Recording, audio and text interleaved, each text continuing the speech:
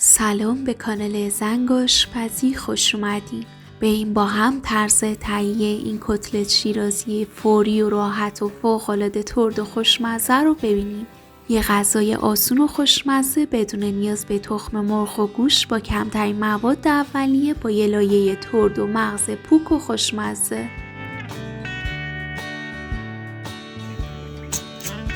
این کتلت شیرازی به راحتی آماده میشه و به هیچ عنوان وا نمیره.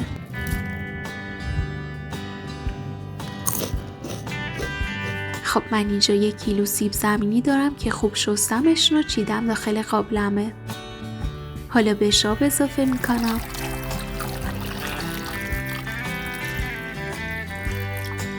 و 1 قاشقم نمک میریزم. در ظرفو میذارم که کاملا بپزه و مغز پخ شه. خب الان سیب زمینی من کاملا مغز پخ شدن. مغز پخ شدنش هم میتونیم با یه چنگال تست کنیم. ببینید کاملا نرم شده و پخته. تا سیب زمینیام داغن سریع داغ پوستشون رو میگیرم چون میخوام که تا گرمن لهشون کنم. چون سیب زمینیم داغه با چنگال نگهش میدارم و پوستش رو به راحتی جدا میکنم. میتونیم با نوک چاقو هم این قسمت ها رو جدا کنیم. خب من سیب زمینی ها رو پوست گرفتم و هنوز داغه. حالا تا سرد نشده سریع له و پورش رو میکنم چون اگه سرد شه به راحتی و خوب له نمیشه. برای له کردنش هم از رند و دستگاه خاصی استفاده نکنین و از گوشتکوب استفاده کنین تا بافت کشداری نداشته باشه و کاملا نرم و لطیف شه. خب من سیب زمینیامو له کردم و کاملا 1 دست و پور و نرم و لطیف شده. حالا ادویه رو بهش اضافه میکنم. 1 قاشق چایخوری پودر پیاز، 1 قاشق چایخوری پودر فلفل سیاه، 1 قاشق چایخوری پودر سیر، 1 قاشق چایخوری پودر پاپریکا، 1 قاشق چایخوری سرساف زردچوبه و 1 قاشق چایخوری هم پودر تخم گیشنیز دارم.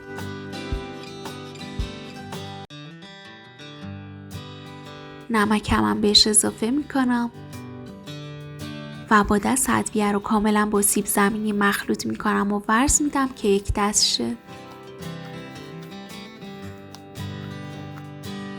خب من ادویه رو کاملا با سیب زمینی مخلوط کردم.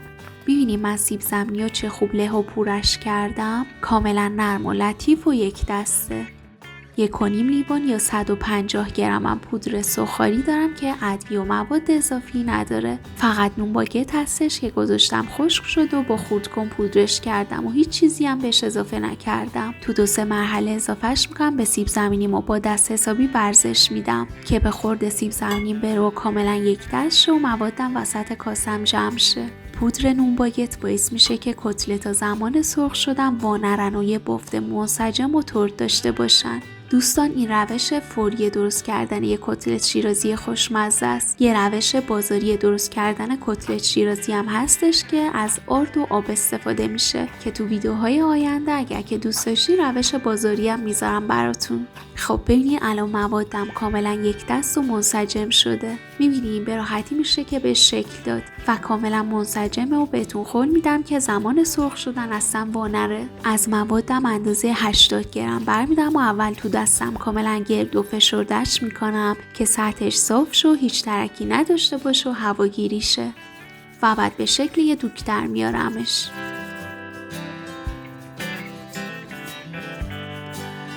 رو تخته پهنش میکنم و با دستم روش رو صاف میکنم. با چاقو هم کنارهاش رو صاف میکنم که لبه‌اش ترک نداشته باشه و سر و تهش هم یکم تیزتر میکنم. از وسطش هم به این شکل برش میدیم که سطح بیشتری سرخ شه و ترد شه. ببینید به راحتی میتونیم به این شکل از تخته جداش کنیم. میذارمش کنار و 2 تا دیگه هم آماده میکنم و بعد سرخشون میکنم.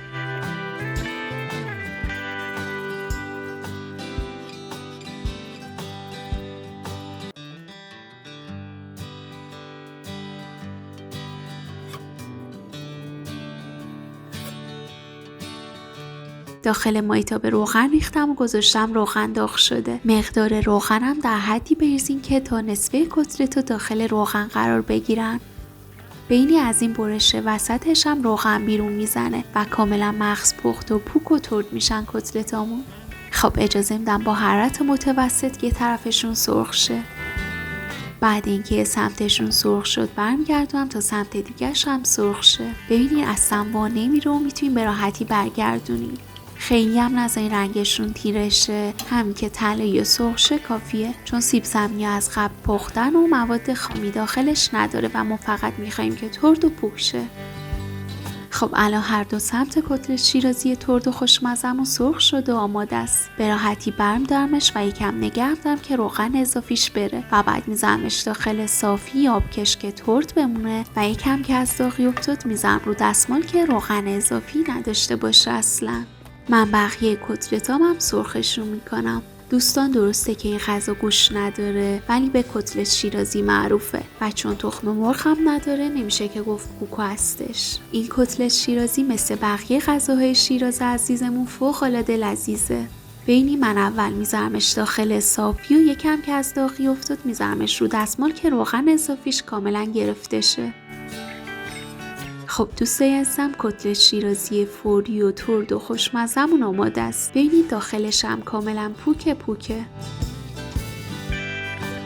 من یه ساندویچ خوشمزه آماده میکنم. پیشنهاد میکنم که حتما از پیاز و جعفری هم استفاده کنید چون ترکیبش با این ساندویچ فوق‌العاده است. من قبلا آموزش فلافل هم گذاشتم براتون تو کانال. ویدیوشو اینجا میذارم که حتما ببینید.